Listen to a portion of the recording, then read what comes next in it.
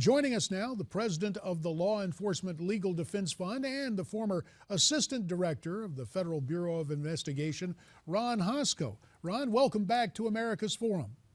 Hey, JD, happy to be with you. We're glad to have you, Ron. What is the latest, as you understand it, from Ferguson, and what are your thoughts on how events are unfolding there? Well, with respect to the call out of the National Guard, I think that the governor, this is a prudent measure. We don't know, and the police are going to have a hard time predicting the scope of the violence that might occur, how violence ignites, how it spreads, the speed of that in the community, and the width and depth of it. And Sonny probably wants it both ways.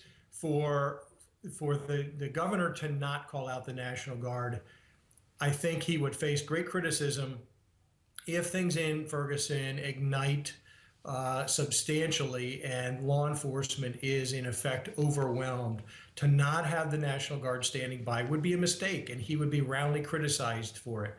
So to me, it depends on how the Guard is used. How are they deployed? How visibly deployed are they? Or are they held in reserve somewhere off-site that they can be activated quite readily within minutes or certainly within a half an hour?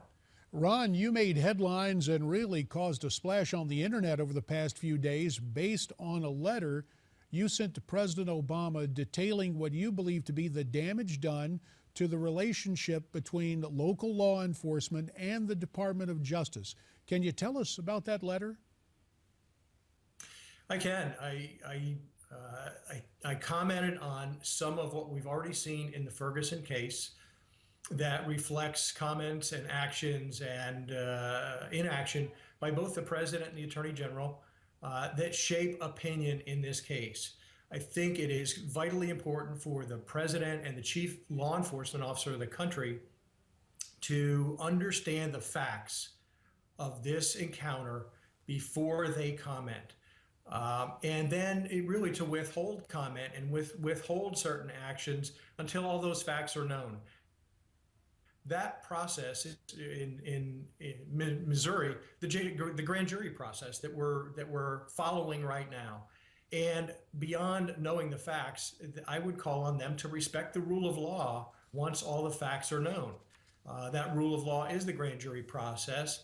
It is respecting due process for this police officer and knowing what happened before we take action and comment on it.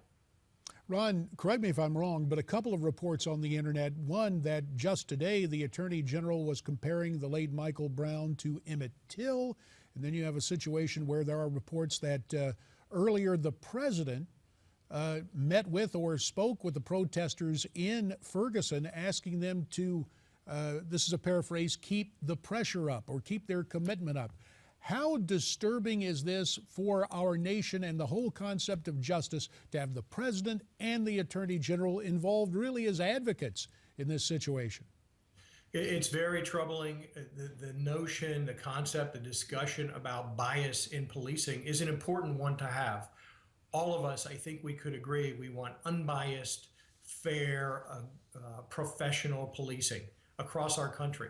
However, with the background of events in Ferguson, what if we, in fact, or the grand jury, in fact, determines that young Michael Brown was not a gentle giant, but he was a young gang member with a violent juvenile history who I think we know at this point, committed a robbery of a store, a strong arm robbery, where we saw him manhandling the store owner.